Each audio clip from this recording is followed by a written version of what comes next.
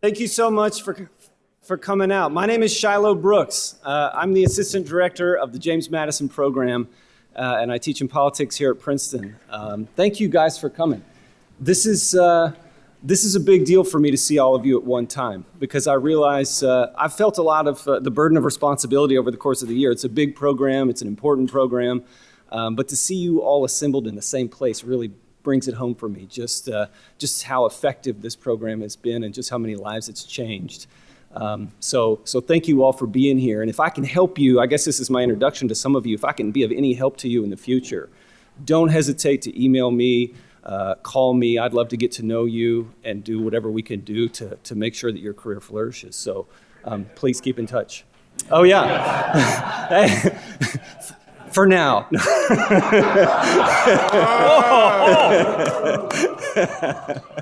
So, ambition must be made to counteract ambition. That's right. Yes. That's right. And I think there's something else we need to do. You know, Robbie thanked Brad and I and the staff this morning for the effort that we put into this conference, but I think we should thank Robbie, and here's why. Whoa. Wait just a second. I've had a front row seat to the effect that this man has, not just on this institution, but on higher education in America as a whole. I mean, shaping every aspect of it, and everybody in this room sits here because of him. For some reason, you're adjacent to him, he's placed you somewhere, you've been through the Madison program, you're a friend of the program, whatever it is.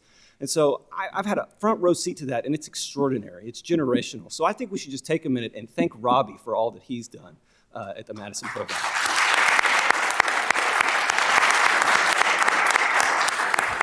All right.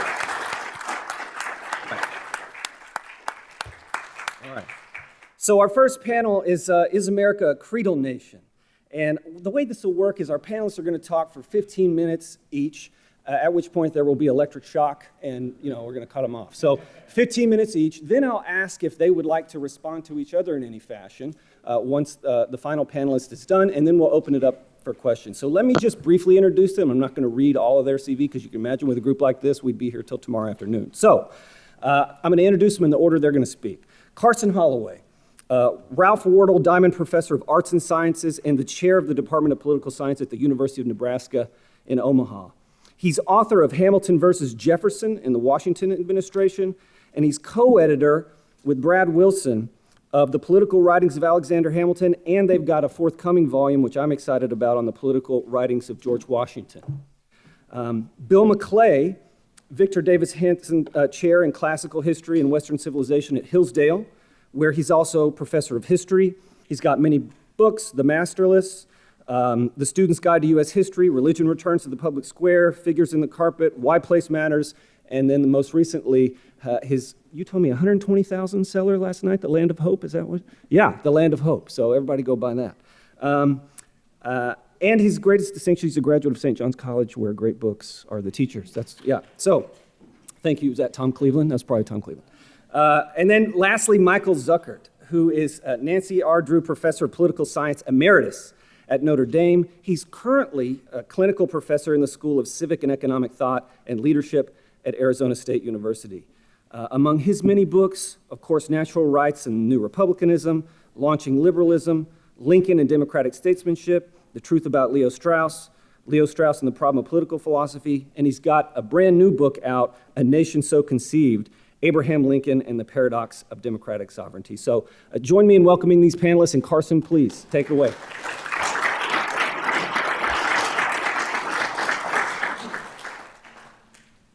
Thanks, Shilo, for that introduction. I would like to say it's a great joy to be back at our annual conference that we love so much, and our reunion, and I do want to thank Robbie and Brad and Shilo and the whole team for all the work they do, pardon me, in putting the event together. Also, I have to add, of course, it's a great honor to be on the program for a conference recognizing a truly great scholar such as Gordon Wood, and to be on a panel with two such distinguished scholars as Michael Zuckert and Bill McClay. So that's the part I say that people will agree with. So we're asked to address the question, is America a creedal nation? I'm going to argue that it's not, and that it's mistaken and harmful to think of it that way, as so many people do so much of the time. But to be honest, that's the more provocative and simple way to state my claim, There is a more qualified and nuanced way to state it. When I say America is not a creedal nation, and it's a mistake to think of it that way, what I really mean is America is not simply a creedal nation, and it's a mistake to think and talk about it loosely as if it were. But of course, America is a creedal nation in a sense. It is a nation with a political creed, and that creed is a key component in its identity, which we are bound to try to preserve. So the error that I'm interested in is not so much in thinking that America is a creedal nation, but in thinking that it's nothing but a creedal nation, or in overemphasizing the nation's political creed at the expense of other important considerations. One famous proponent of the creedal nation idea is former House Speaker Paul Ryan, who once admonished us that America is more than a country, it's an idea. I don't want to reject that claim entirely, but I think it's important in our time to state the opposite, but equally defensible claim: America is not just an idea, it's a country. According to the creedal nation view, America's true national identity can be summed up by its commitment to the truths articulated in the second paragraph of the Declaration of Independence, which were elegantly summarized by an important American statesman along the lines of, all men are created equal and endowed by their the thing. All men are created equal and they are endowed by their Creator with inalienable rights to life, liberty, and the pursuit of happiness. So it's true that these commitments are essential to America's identity, and they must be preserved if America's full identity is to be preserved. But it's a mistake, I think, to think of them as constituting America's whole identity. Overemphasis on the creed leads to a partial and therefore distorted understanding of the American founding. It overemphasizes the political and ideological identity of the country at the expense of its more concrete, historical, and national identity. It elevates adherence to abstract principles at the expense of loyalty to our nation and our fellow citizens. And it's too preoccupied, I'm going to argue, with equality and rights while neglecting other things that are also necessary for a strong and healthy nation. In order to make this argument, I'm going to have to say something about nationalism and even something in defense of nationalism properly understood. The creed expressed in the Declaration's second paragraph is made up of universal truths and therefore has undeniable cosmopolitan overtones. As a result, those who promote the idea of America as a creedal nation sometimes suggest that nationalism is a betrayal of the principles of our founding. After all, nationalism involves dedication to a particular country, while the principles of the Declaration seem to dedicate us instead to universal principles of justice. In fact, I would argue the American founders thought and acted as nationalists, even as they at the same time honestly believed in the principles of the Declaration. Those principles obviously condemn the kind of insane, imperialistic, destructive forms of nationalism that we saw in mid-20th century Europe. But one can believe in equality of human beings and universal standards of rights, and at the same time embrace a moderate and just nationalism.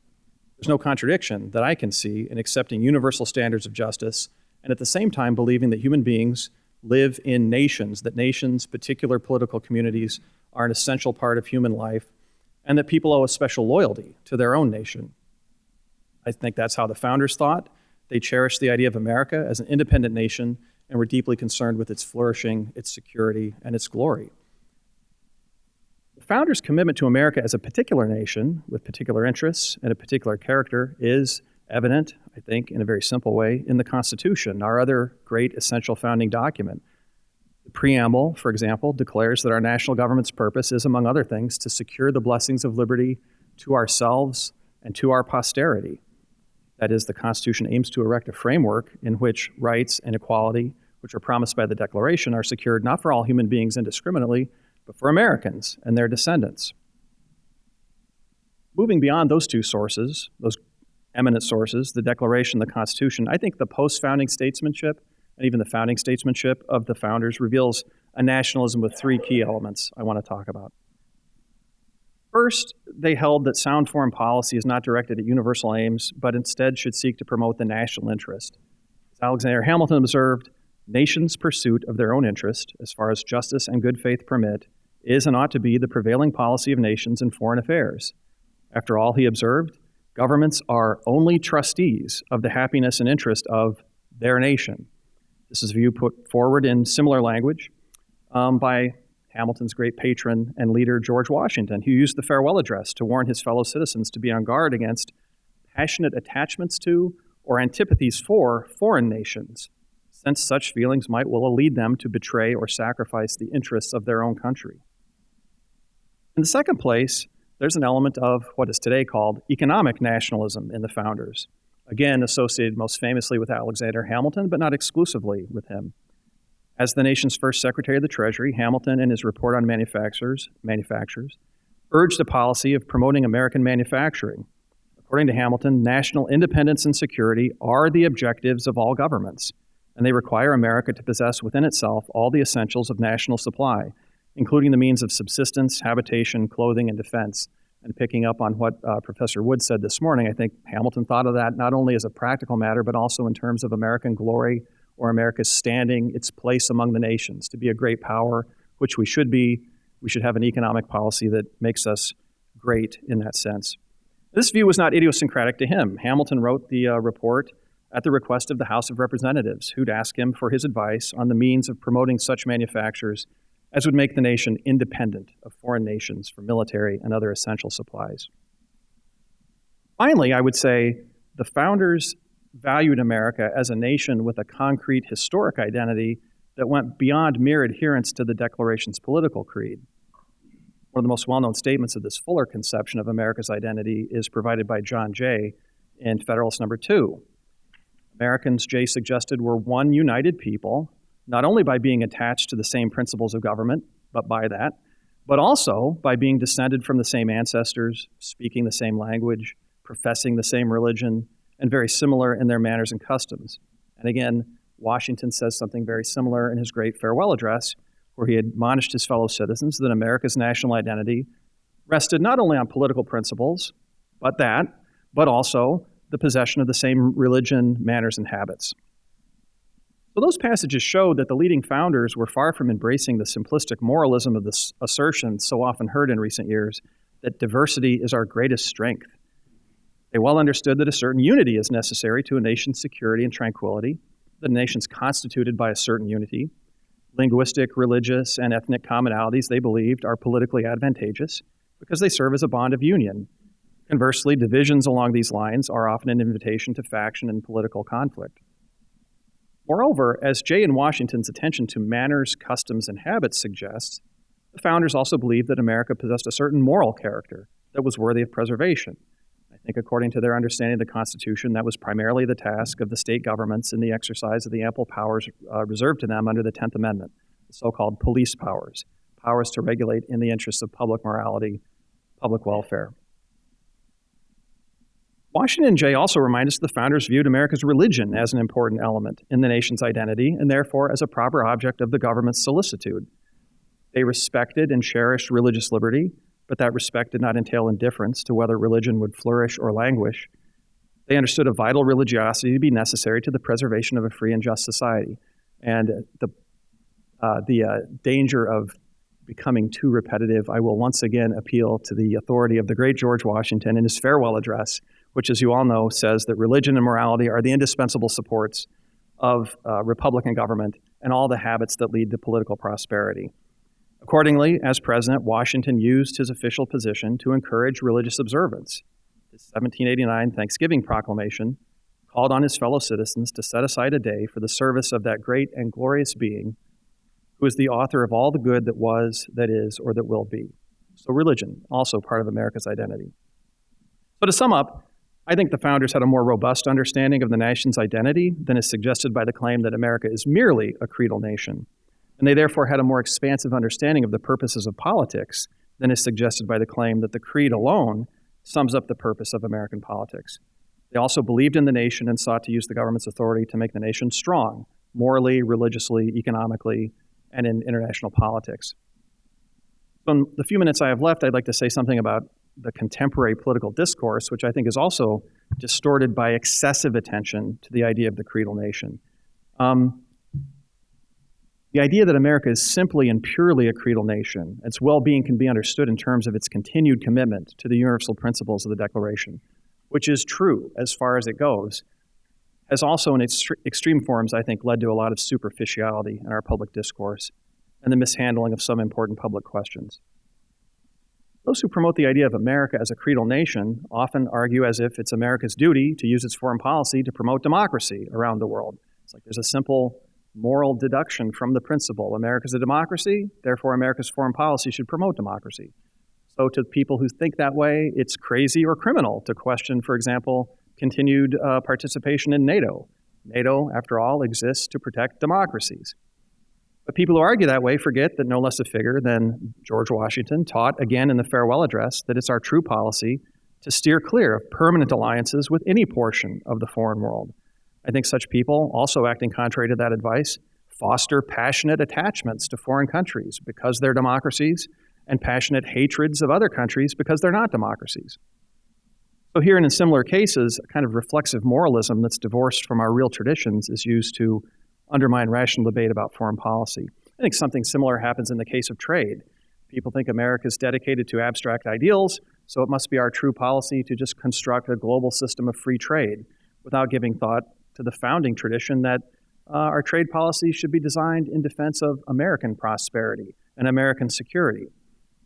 I've sometimes seen people suggest that if you believe that or believe in protection of domestic industry, it means you're a socialist, as if Hamilton and Washington, all these other guys were socialists. And then, second to last, I would say, the idea of the Creedal nation has also undermined our country's ability to deliberate seriously about immigration.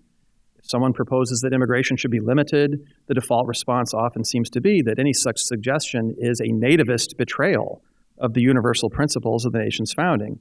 This despite the fact that the founders themselves believed that any nation has a right to regulate admission to citizenship in its own interest, and that I think any rational political theory would admit that that's a nation's right. And finally, I think, again, even though I do admit that attention to the creed is essential, I think excessive preoccupation with the creed fosters a dangerous indifference to the country's traditional moral and religious character. It is possible for religion and morals to be undermined without any direct attack on the creed or on equality or rights. So it's possible for the nation's character to be transformed before our eyes, even while the creed is still left untouched. I think we've seen something like that. Marriage has been redefined. The distinction between male and female has been declared arbitrary. Religion has been marginalized. All the time, people who would pay attention to the creed maybe think nothing very serious is happening there, or ones who think about it incorrectly think that this is a form of progress or equality or freedom. So, to sum up, the idea that America is a creedal nation is not untrue, but it's only a partial truth. And I think it's been inflated into kind of a cartoon moralism that breeds cartoonish and moralistic thinking about the most important political questions and about our founding. And for that reason, I think we need a course correction and need to be reminded that America is not just an idea, it's a country. Thank you.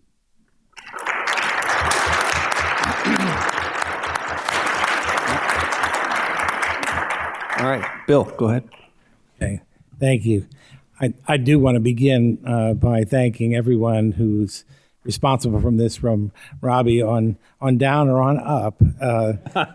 Robbie's a servant leader.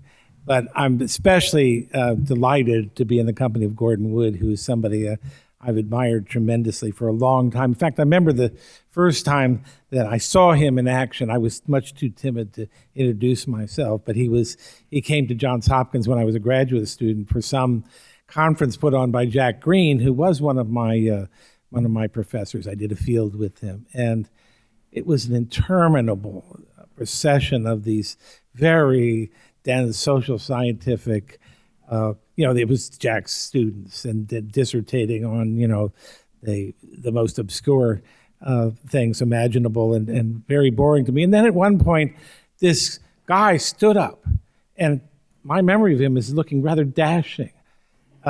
This was a while ago. He still looks rather dashing to me. But, and said, I'm not going to repeat what he said, but he said the first interesting things that I had heard the whole day. And so I had, of course he'd published great books already by then, but I had my eye on him from then on. So it's wonderful to be here. When I accepted the invitation to come here, I just accepted to do whatever they wanted me to do, tend the punch bowl, whatever. And then I found I was on this panel about the Creedal nation. And my reaction was, what is a Creedal nation? made me think of all sorts of puns, such as Richard Samuelson is a master of, assuming the creedal position, that kind of thing. And then I discovered when I started doing research on it that I'd used it myself in print. So, and then I thought maybe I'd get up and do a somewhat cruder version of what Carson has done and say, the answer is yes and no, and then sit down. There's a lot of semantic issues that if we had more time, we would sort out. Definitionally, what is a creed? What's the ambit of a creed? What are the limitations of a creed? The nation part of it, Gordon's remarks about Madison and the Anti-Federalists made me think that noun, nation, it's a creedal nation, that the creedal aspects may apply especially to our national aspect. I thought about that. But in the end, I just tried to focus on the word creed. The creed is a statement of faith, a confession of faith. And I take it that to call America a creedal nation would be to emphasize this sort of top-down elements in our formation, that we are what we are because of the imposition of a principled basis for our national identity. And of course, this idea of being creedal comes from several sources. G.K. Chesterton, all of you know probably his statement, which I don't quite agree with, but that America is a nation with the soul of a church. He came over in the 1920s and reached this conclusion. Then Gunnar Myrdal's book, An American Dilemma, published in 1944, very important influence on the civil rights movement, depicted the racial problems of America as a disharmony between the country's practices and its creed. It's the American creed. So there's that usage, and there's some even earlier. In a way, Lincoln is hinting at this when he says that we are a nation based on a proposition that all men are created equal. I'm not going to read it. I have here before me something the House of Representatives adopted in 1918 called the Americans' Creed, which sounds suspiciously similar to the Declaration of Independence. This top-down notion has some similarity to Hamilton's distinction in Federalist I of nations being formed by reflection and choice as opposed to accident and force. It's the primacy of principles as opposed to nations coming to be simply by the accretion of events and persons and actions that sort of accumulate over time. A nation that based on a creed would be a nation that stands for something and is not merely based on inherited characteristics. It's the land of the twice born, as Werner Solers famously said, based not on descent but consent. A creed can also be a basis for settling disputes, which we'll come to in a minute. But of course, disputes can also be resolved by precedent. That's the common law tradition, customary usage, practices, not principles, practices. What did a judge decide before? Very different from reference to principle. It's historical, it's cultural, it's anthropological. It refers to a sort of existing moral order rather than one that is susceptible of being described in abstract terms. But clearly, custom would never have been enough for us. We're an immigrant nation.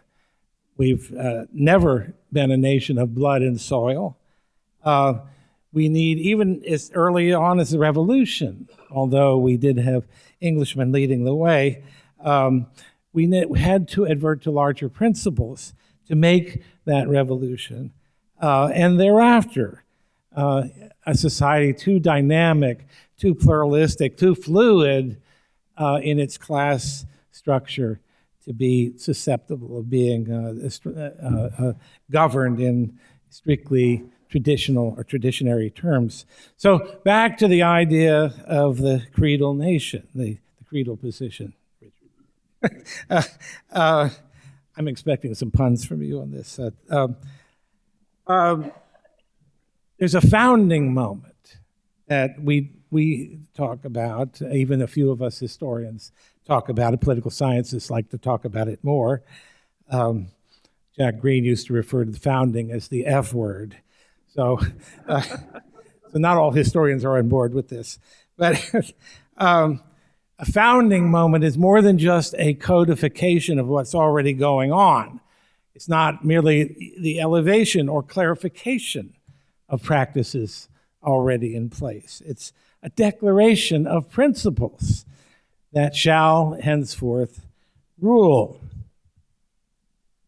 But what about G.K. Chesterton's notion of the soul of a church?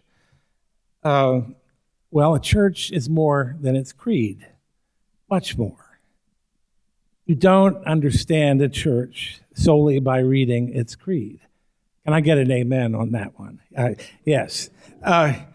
You don't understand, this is a pretty good analogy, I think. You don't understand Beethoven if all you've done is read the sheet music and never heard it being performed. Sometimes well, sometimes badly, but being performed. It is the case that the soul of a church has many mansions expressed in its practices, in its liturgies, in its songs, music, rituals, especially those relating to family life, to birth, marriage, death. I'm going to use a word I generally don't use, but these things are performative in character. They make the thing in their performance of them, in their utterance. So why need a creed? One word: heresy. You have to find a way to identify the heretical. There's another reason to have reservations about this, as you do. Or a more positive way to put it is to formulate orthodoxy. Creeds are all about heresy and orthodoxy. Take the one probably most familiar to people in this room, the Nicene Creed. It's against the Arian heresy. That's the whole point of it. And the Arian heresy went to the definition of the Trinity and the status of Jesus as one substance with the Father, not the creation of the Father, begotten, not made. I've often thought that you could teach an entire theology course by teaching the history of heresy. Anyway, and doing it through the confessions and creeds. So the Nicene Creed is a long list of references to heresies. Creeds are tools of reorientation. We recur to them in times of uncertainty or disorientation. Founding principles play a similar role. Myrdal's use in the American Dilemma book that I decided is a good example of this. Some of you may know Calvin Coolidge's wonderful speech in the 150th anniversary of the Declaration of Independence in 1926, where I'm not going to quote directly, but he has a passage in which he says, if all men are created equal, that's final. That's settled. There's no further improvement to be made on the principle that all men are created equal. It's not an empirical assertion. It's a creedal one. And as such, foundational, maybe even aspirational, not empirical. But creeds can't do their work by themselves. They need a cohesive culture that can support them. I think Carson made this point. The success of Martin Luther King in the South, appealing to creedal affirmations that white Southerners could not deny holding to, however notionally, was a very powerful force in winning the day. But when the cohesion is gone, when the cohesion of the culture is gone, when the creed itself is no longer agreed upon, then what's a creedal nation to do? Go to the creedal position. Yes. Princeton's own Robert Wuthnow has written a lot about this. I commend to you that we're in a situation, he's actually been writing about this for 30 years, but we're in a situation where we have not just two creeds, but two civil religions, left and right. We're a house divided against itself. And of course, as those words suggest, we've been here before. What are the alternatives if that's the case? Well, war is one alternative. We did try that. But preferable, I would say, although narrowly so, is the good old Anglo-Saxon idea of muddling through, avoiding questions of principle because of their tendency to produce division, relying on adherence to shared procedures to keep unity, civility, in the somewhat vanilla sense of civility, procedural norms, good manners, thoughtfulness, tolerance, easygoing acceptance. But in the long run, there can't be a substitute for the loss of shared ends. That's one of the downsides of being habituated to creedal ways of thinking. What if we don't agree? John Dos Passos, all right then, we're two nations. One of the important features of what we'll call the woke movement is that one sees in it a desire for moral certitude, moral purity, absolution for the national sins, of which the new second civil religion teaches us. I'm not talking here about leaders, I'm talking about the followers, the believers, whose moral anxieties the leaders who are often rather cynical exploit. But here's where we are. No one who did or said X, Y, Z in the past can now, and it could be the remote past, it could be 200 years ago or more. I think Cervantes has been getting it for various infelicities. No one who's done these things or said these things in the past can escape condemnation for it. Virtue requires it. And sometimes virtue comes in tandem with terror, just as Robespierre advocated that it should. And of course, Robespierre became a victim of the very terror for which he advocated. I commend you Nathaniel Hawthorne's great short story, Earth's Holocaust, which presents an orgy of puritanical Jacobin bile directed against all the falsehood and pretense of the world. By the way, he uses the word trumpery to describe that. Some people will like that. And it ends up with the destruction of everything, but leaves untouched the real source of the problem, the flawed human heart. Wonderful story. Terrifying story, but wonderful. I don't know where this leaves us, but I have two final thoughts. One, if we are to be creedal, we should beware of the adoption of new creeds. The old ones are difficult enough. Second, whatever creedal affirmations we wish to embrace, they must include an acknowledgement of our faults, our weaknesses and capacities, and must enjoin on us a command of love and forbearance. The measure we give will be the measure we will receive.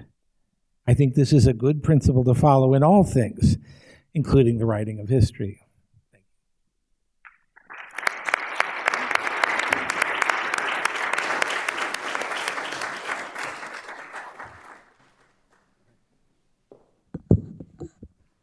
I was warned that I had a hot mic, so I was worried about saying something untoward. Okay, I would like to join in the thanks that my predecessors have given to the people who put this conference on and have made it run so well, at least so far. We hope it'll continue to run that well. And also, I'd like to express my pleasure to be part of a program to honor Gordon Wood. I particularly agreed to come because that was what the occasion was. I can't think of anybody who's contributed more to the historical understanding of America in our lifetime than Gordon Wood. So thank you, Gordon, and I'm really delighted to be part of this program for you. So the question is America a creedal nation? This seems to be a recurring question these days. I, for one, have been involved in trying to answer it several times in just the past few years. That fact tempts me to want to interrogate the question or the questioning. Why are we now asking this question so regularly? Also, how would we go about satisfactorily answering it? As our social science colleagues would say, how do we operationalize the inquiry? I know in this crowd I'm going to get a lot of good suggestions on that. Does national creedality, to coin a term, require or imply that all or most members of the nation adhere to the set creed or to the body of beliefs? And finally, is it enough that the political class adhere to enacts on the creed, or does it have to be the whole nation? Moreover, the question usually arises regarding the founding era, when it is, I think, fairly widely accepted that America did begin in or with some sort of creed, although there's some disagreement about what that creed was. Some say the Declaration of Independence and related ideas. Others, for example, Professor Gordon Wood, on page 100 of his book, The Radicalism of the American Revolution, says it's republicanism was our creed at the founding. So, and also a further or maybe final question, if creedal at the beginning, are we creedal for the indefinite future? Are we doomed to indefinite creedality? Or is it a suspicion or a worry or a hope that we are no longer creedal or committed to the same creed that leads us to pose this question today? So there are a bunch of questions that arise on the topic of creedality. And I'm sure you'll all be happy to know I do not have time or wit enough to address all of these questions today. But I thought it might shed some light if I approach the topic a bit differently than it's usually approached and differently than I have approached it before. So I want to raise the question about neither the founding era nor about our present, but about the Civil War era. I've been working on that, as you might guess, the fact that I just published a book on Lincoln, so that's why Civil War era is up in my mind. So the Civil War raised a lot of questions, of course, but I was struck by the fact that many of the most significant of them actually touch on the creedality question. And I have three issues in particular in mind: slavery, secession, and the Reconstruction era reconstruction of the Constitution. So the particular candidate for the American creed that is implicated in these issues, anyways, is that set of beliefs or claims about politics raised in the Declaration of Independence and all those related documents of the founding era. For short, I just will call this the natural rights social contract creed. Now, interestingly, the three aspects of the Civil War that I mentioned each relate especially to one or another aspect of that creed. Slavery to the natural rights and equality affirmed in the doctrine, secession to the social contract, its making and its unmaking, and Reconstruction, constitutional settlement to the civil and political rather than natural rights that follow on the social contract. So I'm going to begin, as makes sense, with slavery. So the most obvious bearing of the creed, I think, regards the major issue provoking the war, the issue of slavery. The antebellum era was marked by a hearty debate over slavery, in which the natural rights commitments expressed in the creed were central. Appeal to natural rights was one of the most common weapons in the many attacks on slavery. This is not to say, though, that the nation rose as with one voice to condemn slavery as a violation of the Creed, but even those who were defending slavery, either in a die-hard or in a lukewarm sort of way, felt obliged to address the natural rights and the all men are created equal themes in the Creed. In these cases, of course, the point was to deny that the Creed challenged, or so challenged, a peculiar institution as to render it illegitimate. Now, two rather different approaches to that task prevailed, challenging the Creed. One did not deny the self-evident truths announced in the Declaration, but attempted to limit their application. The main claim, as raised by such men as Stephen Douglas or Chief Justice Taney, was that when the Creed was formulated at the time of the Revolution, it did not include the enslaved persons. They were members, it was said, of an inferior race, who the superior white race had a right to treat as they saw fit. As Taney said in the infamous Dred Scott case, they had no rights that white men were bound to respect. The other track was even more radical. The first track would leave the Creed intact for whites or persons of European descent, but the second would challenge the Creed altogether. So political men like John Calhoun and Alexander Stephens said outright that the so-called truths alleged in the Creed were false. Many of them looked to Aristotle, not Locke, as the architect of the good, unequal society. As the senator from my former home state of Indiana said on the Senate floor, the Declaration of Independence is a self-evident lie. So despite the fact that the precepts of the Creed were far from universally accepted or honored, I believe that the pattern we see here is nonetheless evidence that America was indeed a creedal nation then. Partisans on all sides of the conflict felt the need to address the main claims within the Creed, whether to affirm them or to dislodge them. The Creed was so alive that it had to be addressed by all the contestants. This incident indicates, I think, something else about creedality. It is not a once and forever all-time thing. Minds change, new circumstances arise, old circumstances take on greater salience. In any case, the tenets of the past have no inevitable ability to long endure. That fact accounts for a great deal of Abraham Lincoln's statecraft, for he, I believe a sincere friend to the Creed, saw the ongoing need to tend to the Creed and to keep it alive. Now, the second issue I'd like to mention is secession. The Civil War was caused most immediately not by slavery actually, but by secession. This too was intimately connected to the Creed. Let me begin by quoting from the first secession statement, the explanation that the state of South Carolina gave for its act of secession. And now they say, the state of South Carolina, having resumed her separate and equal place among the nations, deems it due to herself, to the remaining United States of America, and to the nations of the world, that she should declare the immediate causes which have led to these acts. Now, I hope everybody here knows the Declaration of Independence well enough to recognize the reverberations and echoes of language from the Declaration, which is very consciously there. This is to go on now. A state of conflict between the American colonies and Great Britain resulted on the 4th of July, 1776, in a declaration by the colonies that they are free and independent states. They further solemnly declared that whenever any form of government becomes destructive of the ends for which it was established, it is the right of the people to alter or abolish it and to institute new government.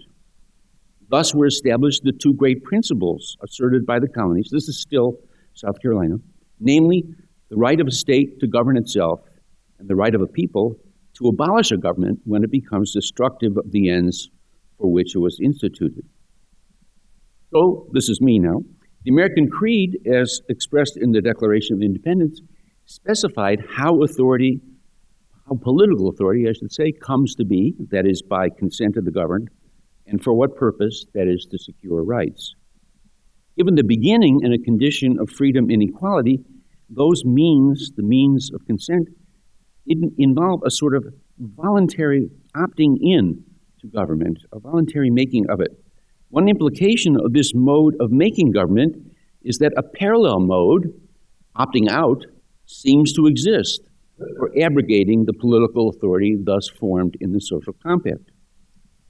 Strikingly, the seceding states justified themselves by appealing to this part of the creed, establishing the modes by which political authority and duties of allegiance come to be and then can come to an end. Just as with the debate over slavery, this appeal to the creed was contested. The rejoinder made by persons as varied as President James Buchanan and President Lincoln accused the Southerners of greatly misunderstanding the creedal mandate when they claimed a constitutional right to secede and sought to cover themselves with the mantle of legitimacy of the founding. South Carolina confused a right to revolution, which is affirmed in the creed, with the right of secession, that is, a right to unilaterally withdraw at no cost. The debate got complicated because it involved not only the Declaration's creedal claims, but also the nature of, and the means of accession, original accession to the Constitution. Lincoln and others countered that the creedal right of withdrawal required a valid cause, the demonstration that the rights for the sake of which government was made were either being violated or unprotected by government. Whether this was the case at this time was a highly contested matter. Second, the seceders collapsed, as I mentioned, the distinction between secession, a peaceful act not to be resisted by the government, and revolution, which is open to being resisted by the government. On this issue, we see another piece of evidence of the character of America in the Civil War era. In this case, neither party denied or tried to circumvent the appeal to creedal tenets, but there existed a full-bodied disagreement over the meaning of the creed. This also seems to be a regular feature of creedality. Situations arise where the bearing of creedal doctrine is unclear, but where such conflicts arise, that is evidence, again, of the authoritative sway of the creed as the nation faces yet new or yet unsettled questions.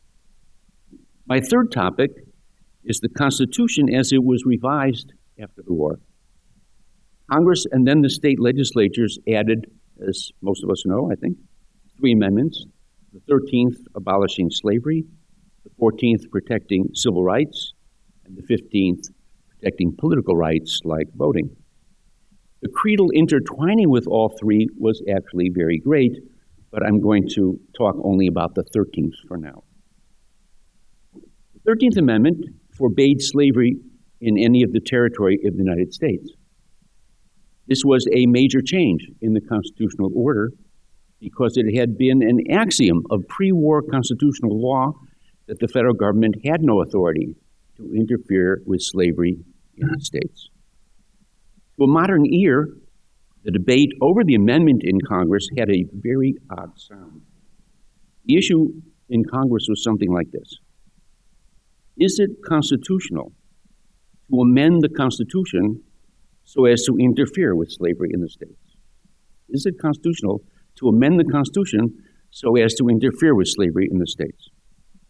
Now, this seems strange to us because we tend to accept the idea that the pre-existing Constitution does not limit what changes can be made via constitutional amendment. That's what we think.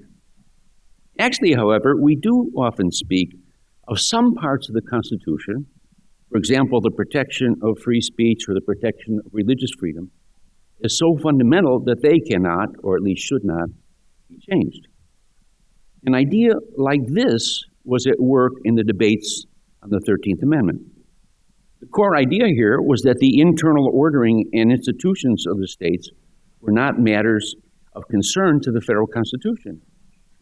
In effect, this would be to say that federalism is the central or foundational principle of the Constitution or the nation. The amendment's proponents reacted to this objection by attempting to show the amendment's deep consistency with the Constitution. In order to do that, a reference was made to the Creed.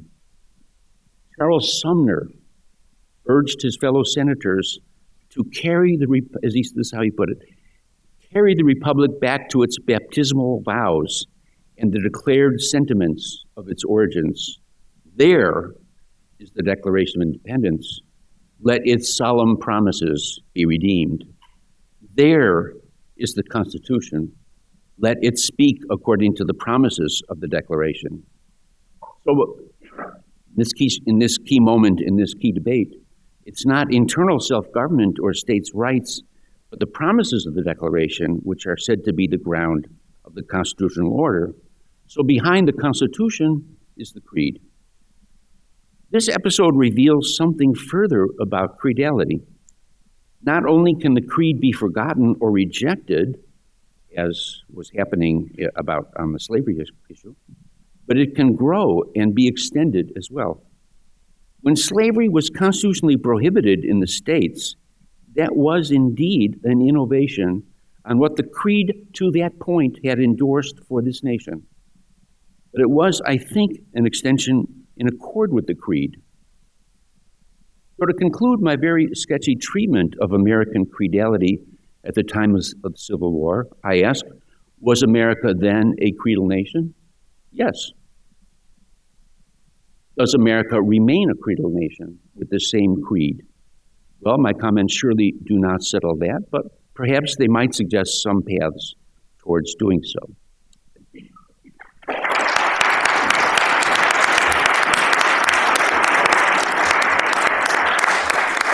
All right.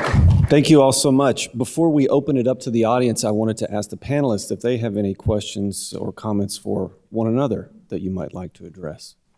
There's no necessity. But.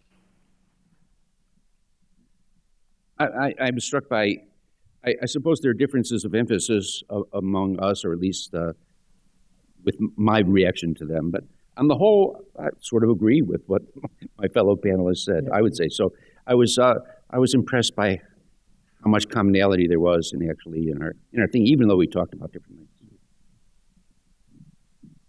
Okay, well, let's open it up. Or do you see anyone want to respond? Yeah, no, let it go. Let it Sure. go. All right. All right. All right. Back here. Lynn.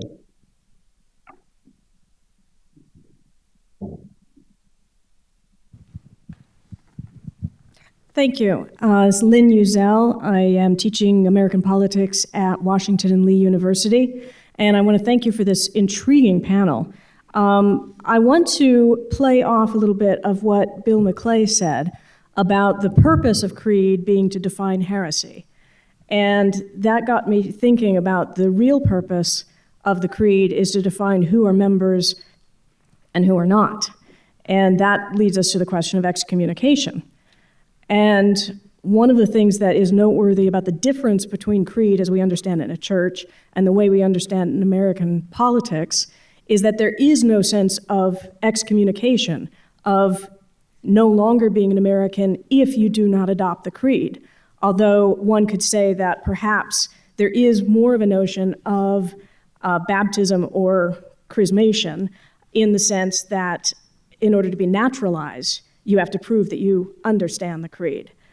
But not only is there nothing like an excommunication in America if you do not adopt the creed, but there also seems something about the creed which undermines the longstanding integrity or orthodoxy of the creed.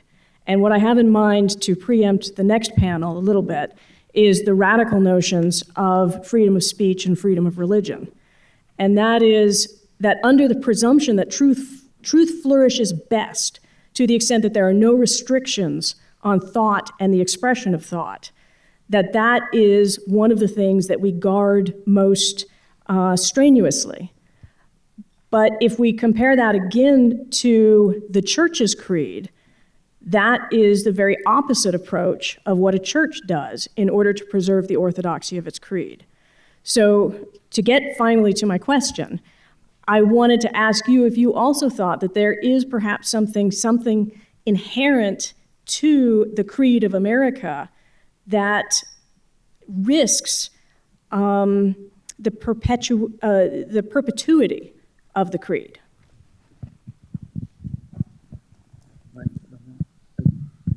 That's a really interesting question. I'll try to deal with a little bit of it, and others will have things to say. But this excommunication issue.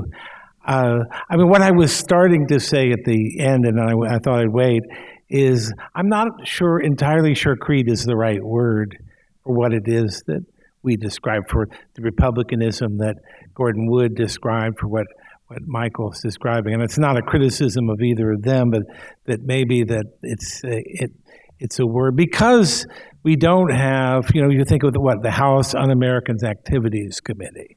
This is not something that brings a surge of pride to us to contemplate now. I neither does the Spanish Inquisition. If I were Catholic, I doubt that I would be. Well, I better not go there. But it is true that you need that a coherent religious organization has to have something. I got to find a better verb than police, but to enact orthodoxy, to make sure that it isn't just an anything goes kind of thing. But you're right, I think, and what I take you to be saying that we don't, at our best, we don't throw people out of the country because they're dissenters, toleration of dissent is part of the creed, right? Isn't it? I think it is.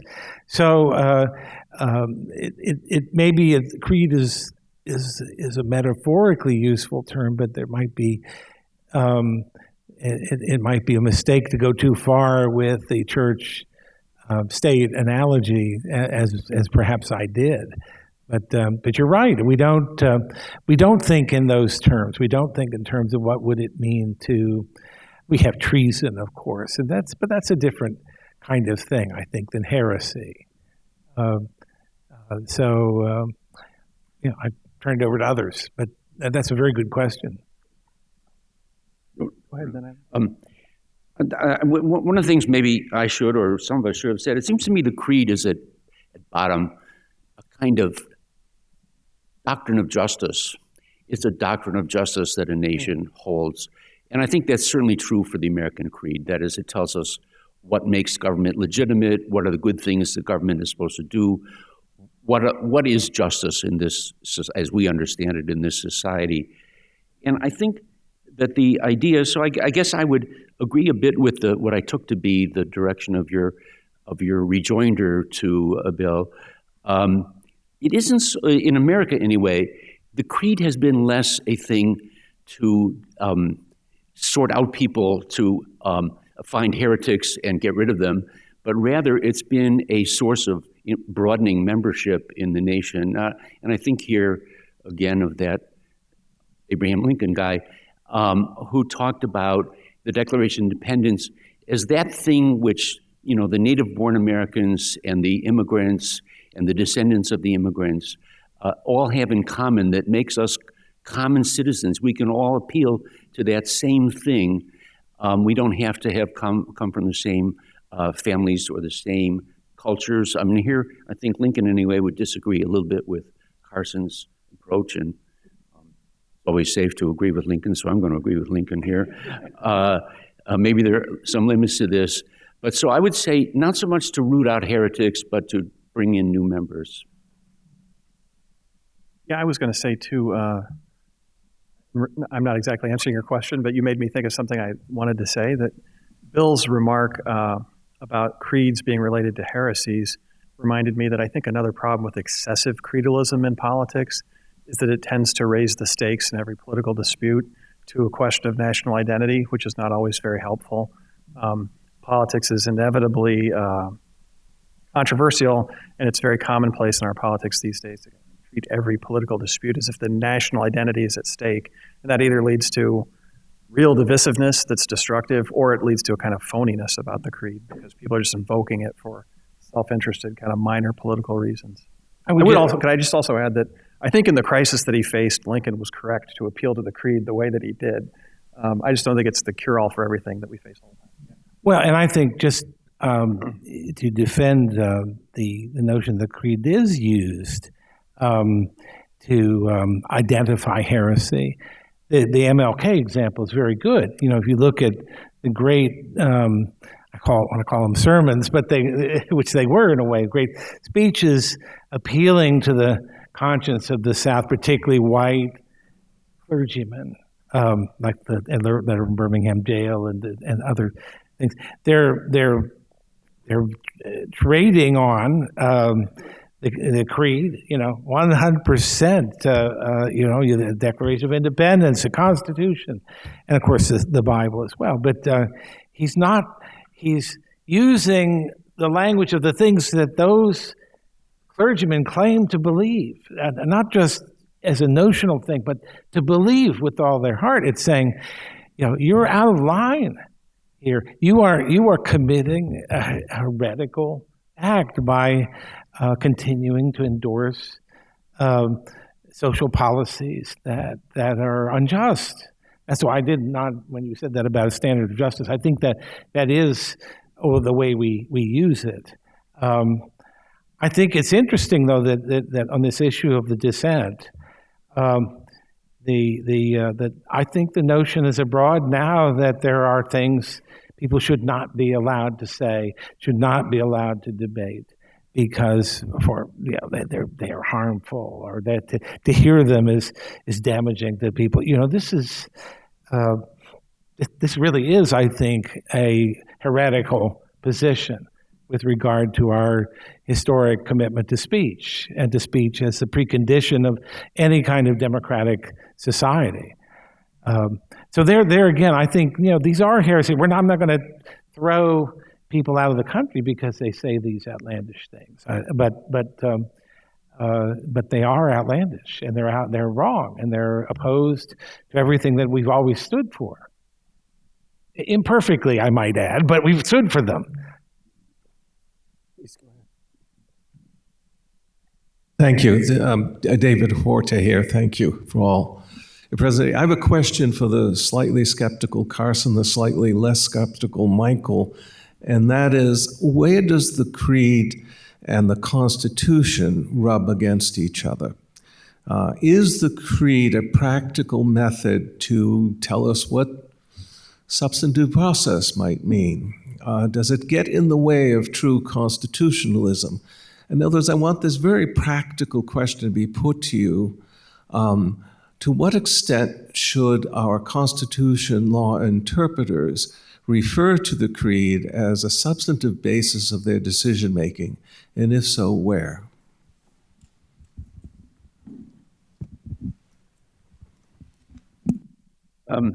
It's interesting. One of the last times I was actually on a panel discussing the creed, this topic was in a way the topic of my comments, because it was a Federalist Society panel, and the question was something like, what should the Declaration of Independence, what role should it play in constitutional certification, something like that. And it's the answer that I proposed then, I'll just repeat now. I tried to set up in terms of the famous, or maybe not so famous, Amistad case. If you've heard that, this famous case about a slave rebellion on a slave ship, in which the slaves then killed all the white people on the ship, except one who they hoped would lead them back to Africa. And in that case, the defense for the slaves who were caught finally and put on trial appealed to the Declaration of Independence and said that they were exercising a right that they had under the Declaration of Independence and so on. So that's the claim, that the Declaration in a way trumps the Constitution or trumps the laws. Then on the other side, there was the government that was arguing quite, well, no, positive law, we have these treaties, blah, blah, blah, and that should simply prevail. And the middle position was the position actually taken by the court in that case, which went something like this, which seems to me basically sound. There are certain ambiguities in the actual positive law, and that we can appeal to in this case, the Declaration, to help us interpret those ambiguities. But there was no claim that they can simply trump the positive law, and that seems to me basically sound. That's the basically sound approach. You asked, so I'm going to try to answer it. I think I'm going to say pretty much what Michael said, but in my own way. I will say I think there are people in this room who have thought about this a lot more than I have, but to the extent that I've thought about it and read about it, I have not been persuaded by the idea that judges should make a direct appeal to the natural law or to natural rights, certainly not in constitutional interpretation. So many of you in the audience will know about, I was going to refer to a case everybody knows about, but I can't remember. The one with the debate between Iredell and Chase. Halder v. Bull. Halder v. Bull. I'm kind of an Iredell man. I believe in the natural law, but the standard is not clear enough for a judge to take responsibility for applying it to a matter of constitutional interpretation. That being said, I've also noticed many times, and I always bring it to mind when I reread Federalist 78, that Alexander Hamilton, when he talks about the value of an independent judiciary, talks not only about the need to exercise judicial review, but he says an independent judiciary can provide protection against unjust and partial laws. And I take it that in that passage, Hamilton is referring to the fact that the judge can, when confronted with a positive law that's unjust, not declare it unconstitutional based on the natural law, but mitigate its operation as much as possible on the basis of his or her own moral judgment, which I think is similar to what you were suggesting, that natural law can't just trump clear positive law, but sometimes we can clarify positive law helpfully on the charitable assumption that the authors of the law did not intend something unjust.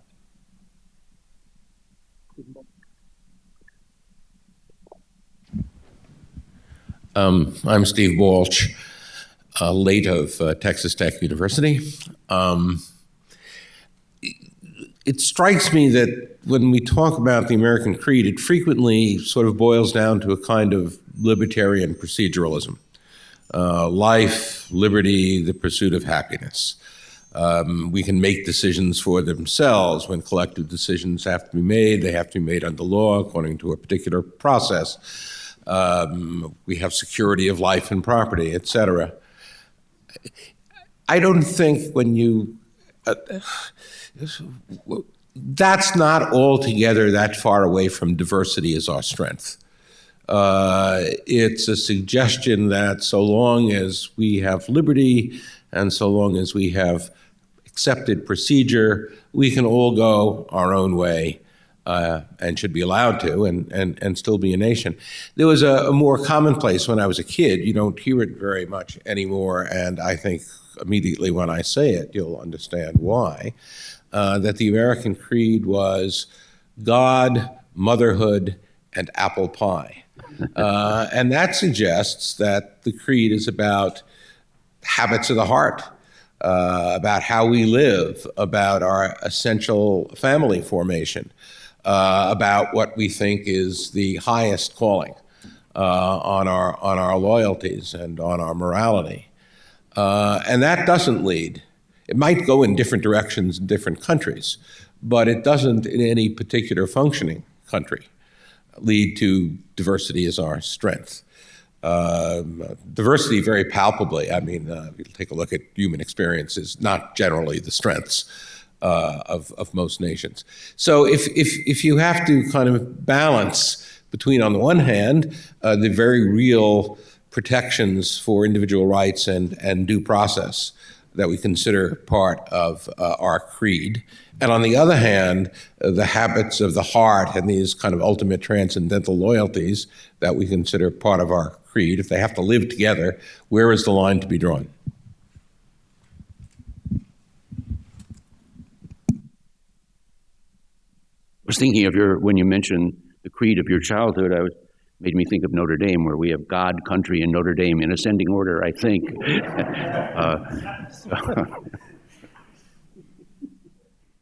Well, I was sort of alluding to this when I mentioned that the creedal nation, that maybe we should attend to what things should we as a nation regard as creedal, as opposed to the habits of the heart, which are local and often intimate in character. But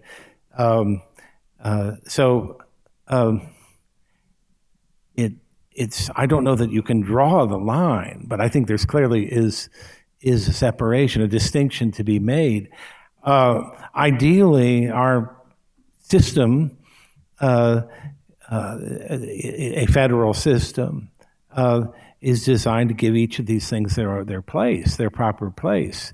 Not necessarily a sovereignty, but a kind of autonomy, and that you don't want the one to infringe on the other too much. You want to have a public sphere that is guided by those moral precepts, values, whatever you want to call them, that are appropriate to the public sphere, but not necessarily the life of the family or the life of what you're calling habits of the heart, which I think would conclude all those things that I see when I was talking about churches as the actual life of the church, and not the creed necessarily. There's a whole lot of sinfulness that goes on in the life of an actual church. A whole lot of non-application of creedal affirmations that part of the life of living in a healthy church. That's simply a fact. So drawing lines is very difficult. But I think that ideally this to me is one of the things that's been lost with the erosion of federalism, is the erosion of the idea that you can have a lot of different spheres in which there are different norms that are appropriate in them, and that those deserve to be protected. I hope that addresses your question. I would say so. But now that people move around all over the place and live cheek by jowl, that doesn't really help that much anymore. I would add something to this. Habits it seems to me that habits of the heart are not actually the same thing as a creed, and the relation between them. Admittedly, there is some kind of relation, but it's maybe not the same as we've been saying. I think the creed, definitely the American creed, I would say all creeds of this sort, involve questions of justice. Motherhood and apple pie don't. And I would say that creed of your childhood, it could almost work in Nazi Germany. They believed in motherhood, they believed in blinzes. I don't know what they believed in other than apple pie, but some sort of. God. I mean, no, but there were people in Nazi Germany who would endorse that. But all right, admittedly, the God part. But there are regimes, I think, that could endorse God, motherhood, and apple pie that would be very different from the creed, say what the American creed endorses, the theory of justice. It could be, I think, unjust.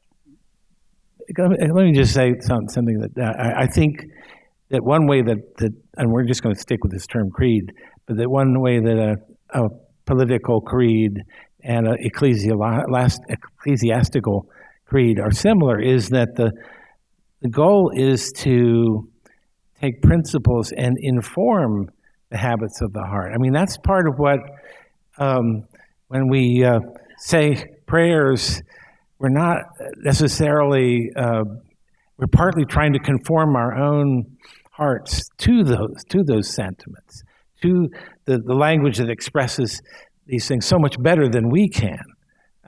That's what's going on. I think that's what should be going on. In the same way, it seems to me, a national creed. I mean, there's nothing that rubs me the wrong way more than listening to people say stupid things in public and get attention for it, and to sort of remind myself, well, no, there's a principle here. There's a principle at stake here, Bill. You just shut up and let them blabber on, because there's a principle here. And so it's a process of conforming yourselves to ideals.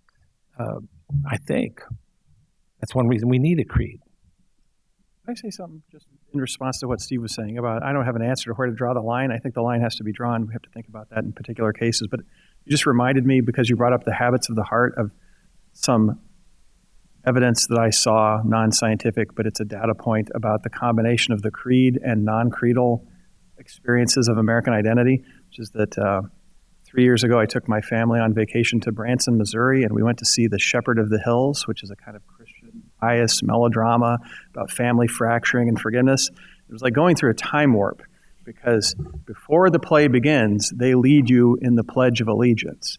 And then they play over the PA system John Wayne reciting this corny poem called "You Ask Me Why I Love Her," which is about America, and nothing about it is from the Creed. It's all about the majesty of the countryside and things like this. It's kind of interesting, though, that there's an experience of American identity like that.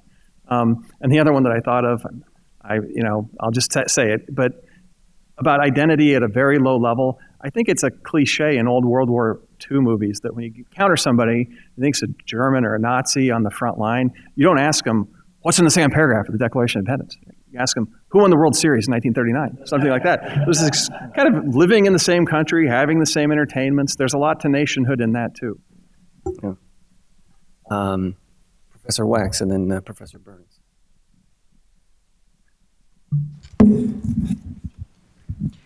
Amy Wax, Penn Law School. Listening to this discussion here, it occurs to me that it's very hard to identify any components or elements of this so-called creed that can and will survive a serious challenge by someone who denies that this is part of the creed, even gesturing to broader principles like justice and equality. So going back to the issue of dissent, Professor McClay said, well, everybody knows that free expression and free speech is a fundamental part of the American creed, QED, and people have the right to dissent. Well, it's no surprise to people in this room that that fundamental is under full frontal assault in many components of society by the so-called woke ideology. I would just take that as an example. The right to property, various other, the right to due process, the rule of law, all of it is considered, quote unquote, whiteness, and it's gotta go. So I don't think I'm exaggerating here. I mean, is there anything left of the American creed that is unassailable? I think your examples actually correspond rather well to the point I made about the pre-Civil War period, when the elements of the creed, I mean, the most fundamental element, all men are created equal and they all have rights, was very much assaulted. And at least the point I thought was contained there is, one, the creed that existed is not invulnerable. It can be indeed overcome. It takes some effort to maintain it. But that the presence of the creed was visible in the fact that these were very contested questions. So people challenged equality and rights, but they also, one, they had to challenge it. They had to challenge the creedal version of it to get what they wanted, and they also were met with a serious response, indicating that the creed was such an alive thing in the society that it needed to be, it was just present in what we were doing. And I'd say that's certainly the situation now. The situation now, I think you're maybe a little pessimistic in thinking that all of these things are out the window. I see lots of resistance to this cancel culture, if you want, out there, and I think they're growing rather than receding. So I at least am more optimistic than you are. Not that I can predict that that's going to win out.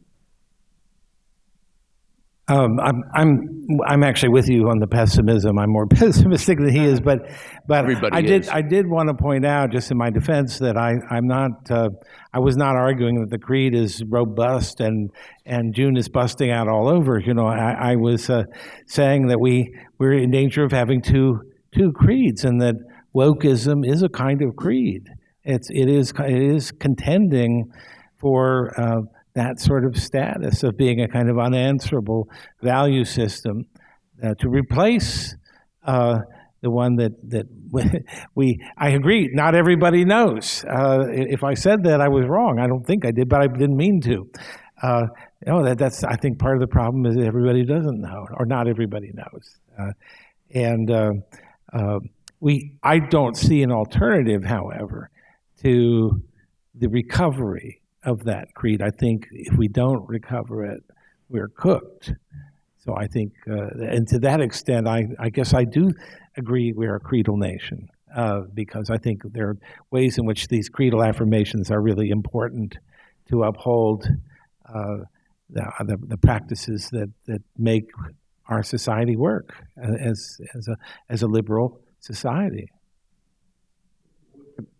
Okay, we'll go Professor Wood and then Professor Burns.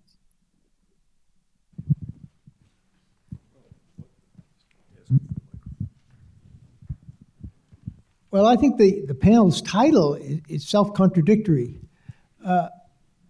We're not a nation. A nation means a common ancestry. It's emphasis on birth.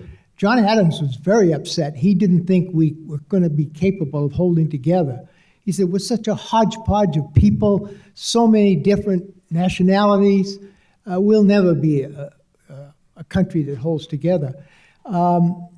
Ezekiel Niles in 1817 wrote he was the greatest journalist of the early 19th century. He wrote a public letter to Jefferson.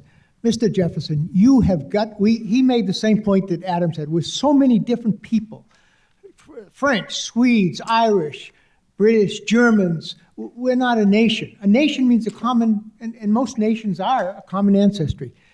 So that's what I mean by we have to be a creedal nation. We have to be a creedal country because we're not a nation. And so Niles appealed to Jefferson, you've got to do something, Mr. Jefferson. And he said the Declaration of Independence is the source, it's got to be the source of our holding together. You've got to speak out on that. Jefferson didn't answer him, but that's what Lincoln grasps. And it's Lincoln who creates the founders. You know, the founders in the first half of the 19th century are not the founders we recognize. Their founders were John Smith, William Bradford, William Penn, the 17th century founders.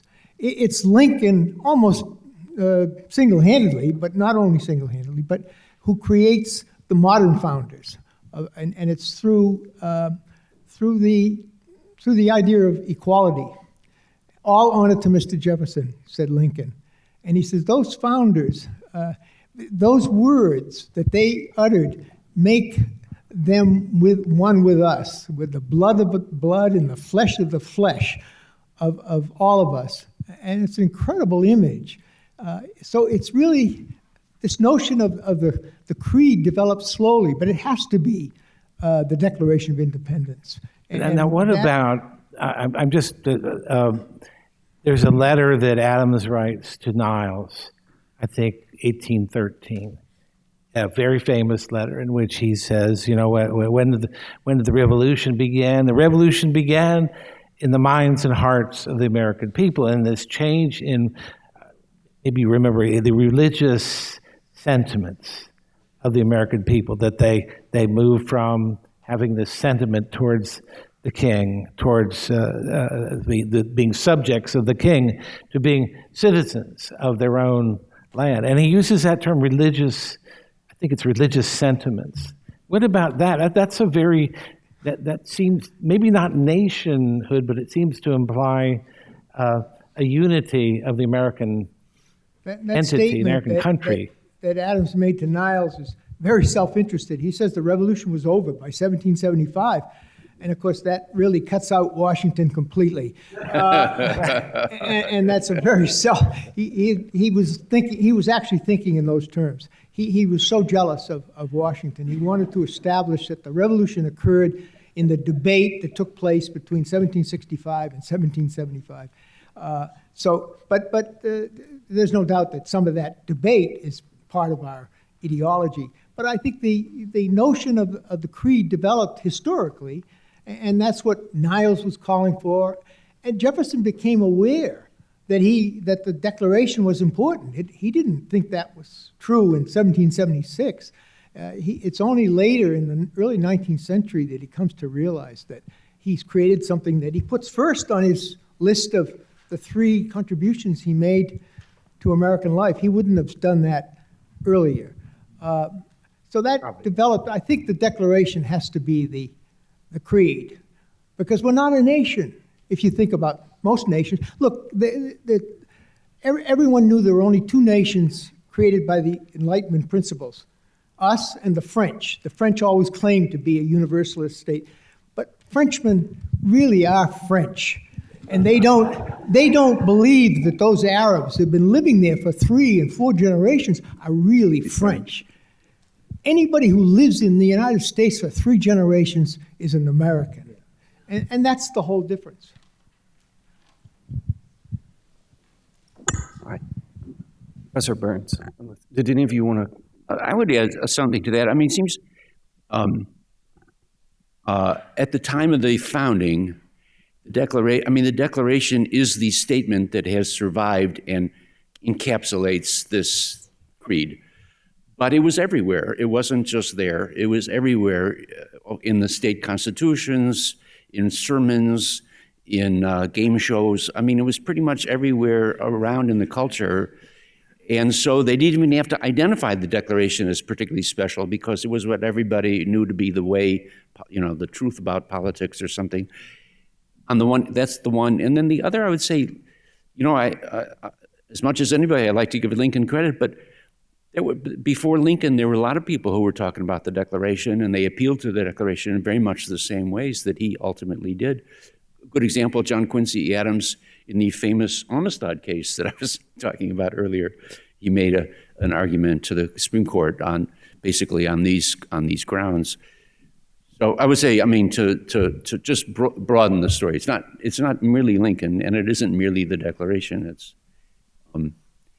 that's that creedal narrative that we see all around America in the 18th and early 19th century.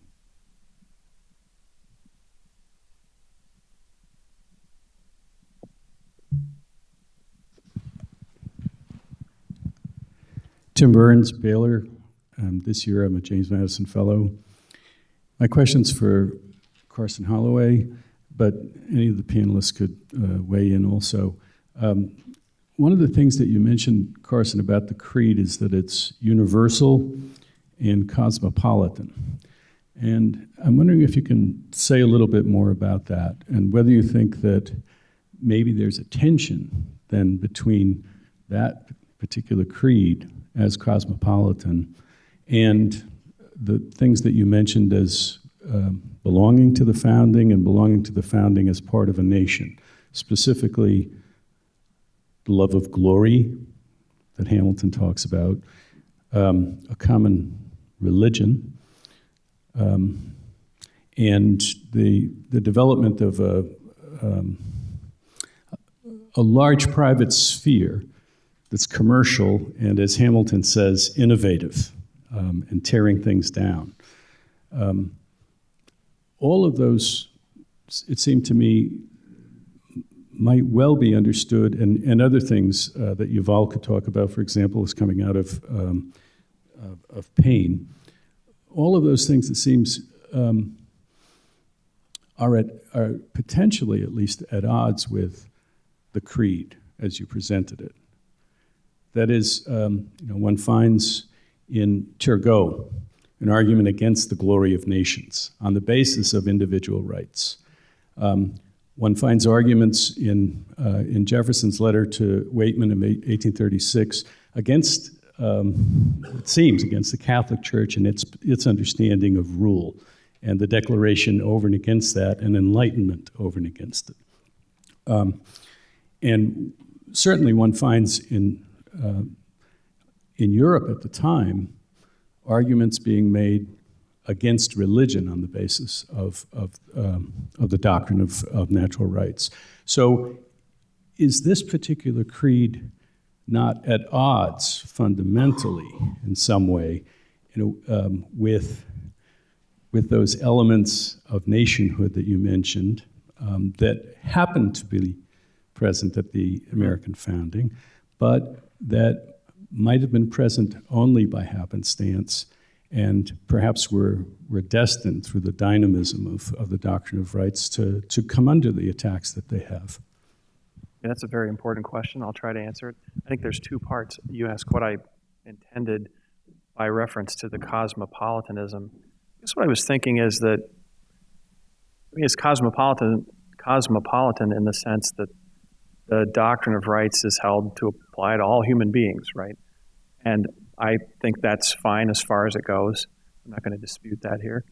But what I was thinking about when I wrote the talk was what I think is the problematic leap to public policy where people say that any human being in principle can become an American, which is true for the reasons Professor Wood mentioned, but then leaping to the conclusion that therefore immigration need not be regulated, or there may not be any principles by which to regulate it, or admission to citizenship, or questions like that. So that, I think, and again, drawing somewhat on Hamilton, he believes in those principles too, but still thinks of America as a particular nation with its own interests. Sometimes, by the way, thinking about Washington in that farewell address, I have to confess, he is not even quite going as far as I wish he would have, because he does say that we're bound together by certain common sentiments, but then he says, but also mainly by interest. We are one country.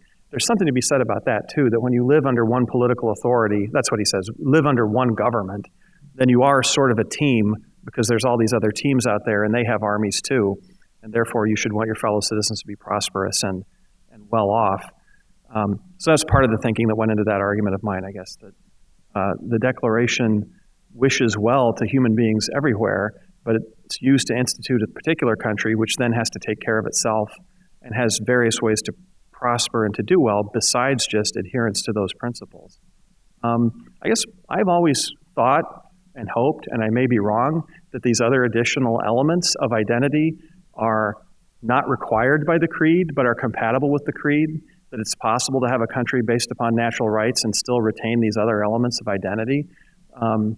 There's a lot of evidence that the dynamism of the society may just destroy all of that. I would regret that if that were the case, but it's possible that I don't know if you're asserting that or just suggesting it, but it's possible that that's true. I think the jury is still out.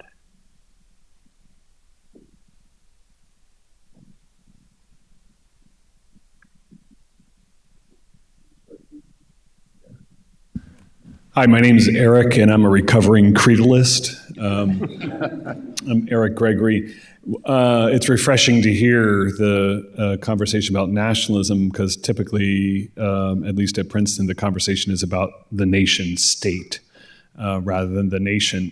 But I'd like to invite anyone to reflect on what is the relationship between the nation and the nation state, and what role the nation state might have in preserving the nation, because I'm increasingly convinced that creedal nationalism always is parasitic on some kind of cultural nationalism, often an ethno-cultural nationalism.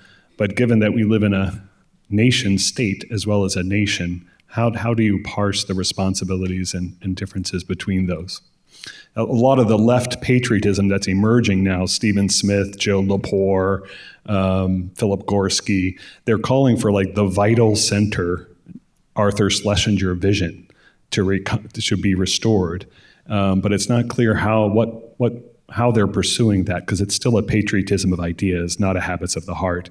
And if we're doing habits of the heart, that seems bottom up, organic kind of practices. It's interesting. James Madison program is a creedalist, ideas and institutions. It doesn't have practices as one of its, or habits of the heart.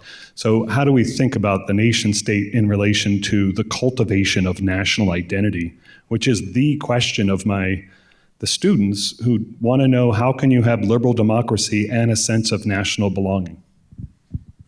Does cultivation of national identity mean patriotism?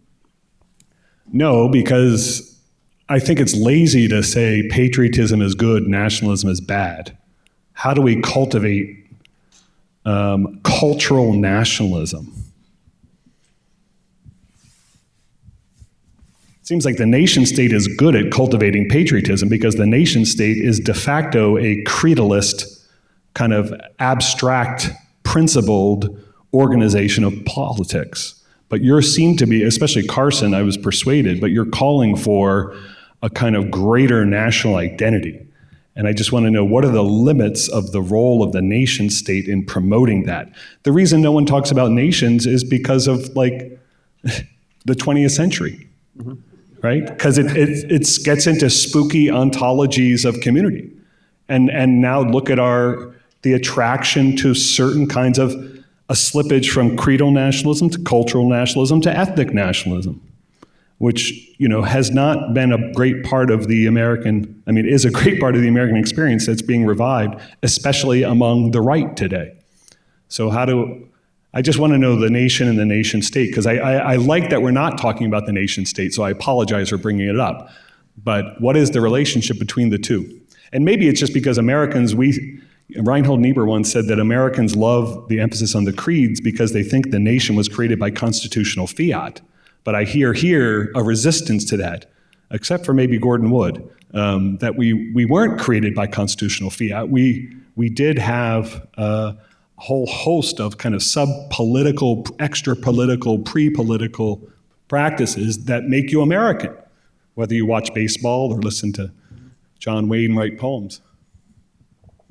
I would appeal to what Gordon said just a little bit ago on this topic, that true, we are a creedal country, not a creedal nation, because we don't have the common descent from, common birth is not our We're like a book of Ruth 1, your people will be my people. That's our birth. Yeah, but I think it is possible to have a creedal nation. I think, again, he used the example of France. That's, or at least, it's been pretty much a creedal nation, and their creed isn't all that different from our creed as far as creedality goes. So that's. Well, I like the distinction between patriotism and nationalism, and maybe that's lazy of me. But I think the nation, this is sort of the old Michael Sandel argument. I think the nation state is too large an entity to carry the weight of what so many people would like for it to carry, and that smaller, more intimate, more local institutions can do that, naturally do that much better, and that the great movements to, for example, secularize French education and Kulturkampf and these kinds of things are examples of the violence that nationalism does to those other forms of association. And I think I'm not of the view that nations are a bad thing. I think they're absolutely necessary. You can't really have constitutionally warranted rights without having nation states that warrant them. That's one of the problems with the EU. Is it's really kind of a lawless organization. But I think, again, I go back to what I said before. I think, patriotism, I agree with Orwell that the love of the Shire, of your little patch, which is something we have lost. And this gets to Steve's point about moving around and all that. That kind of love is something to be much, much, much more strongly encouraged. How you'd go about encouraging that in Princeton students, I don't know, who come from all over the world and are going to go on to Silicon Valley or but not back home wherever they came from. But I think it is one of the ways that we could think about reorienting people's sense of affiliation. Princeton students are devoted to Princeton, but our motto has gone from in the nation's service to in the service of humanity. Mm-hmm. It's a kind of parable of the kind of cosmopolitan pole of the creedalism, as opposed to, should they be required to do national public service? Maybe that's not regionalist enough for you, not Benedict enough for you. Yeah, I should try, because that's a very difficult question. But a term I didn't use in my remarks, but I might have used that I think might be helpful, was liberal nationalism. That's how I think of the founders. They believed in individual rights. They believe in universal standards of justice. They believe their country is a unique country that deserves particular loyalty from our own people. I think those things are compatible. I also think, although I take with great respect what Professor Wood said, and he's correct, that America is not a nation like other nations, I think that whatever this thing is, it has an identity over and above the creed because there's just historical experiences that we share.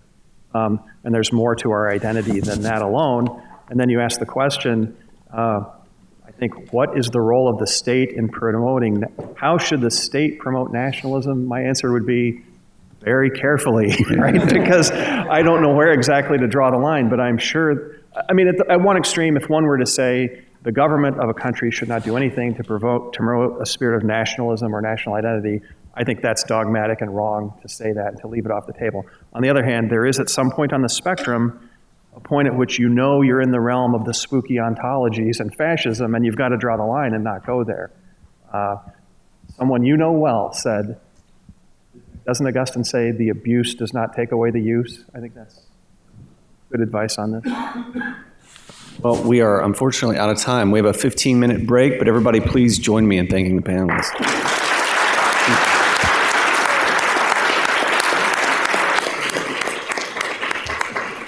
Thanks to our panel, and we do have a 15-minute break, but I wanted to take this opportunity, since we're all gathered together, to make sure that all of you know about the Academic Freedom Alliance. Those who don't know, let me briefly introduce it to you.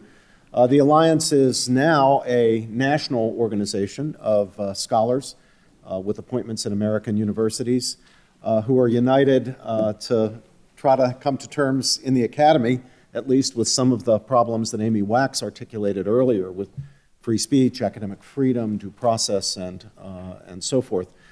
It grew out of conversations among faculty members here at Princeton, mostly people associated with the Madison program.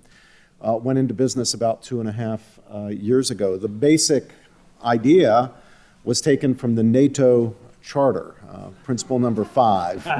An attack on one is an attack on all. So I'd encourage you to go to the website of the Academic Freedom Alliance, academicfreedom.org, that's simple.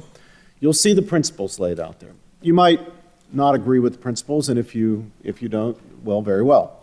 If you do agree with the principles, you might want to become a member. There are responsibilities as well as rights. Among the rights are we do try to protect our members in material and moral ways. And if you'd like to join, since membership is by nomination, you can be in touch with me or be in touch with Brad, and we'll see to it that you're nominated. Unfortunately, the Alliance isn't, at least yet, accepting members or making members at foreign, from the U.S. point of view, foreign universities, so you have to be at a U.S. university to be a member. But even if you're not, you might have a look at what we're doing with the Academic Freedom Alliance and see if it moves you to start something like that in your own country. Okay, short break, and then we're back for our next panel.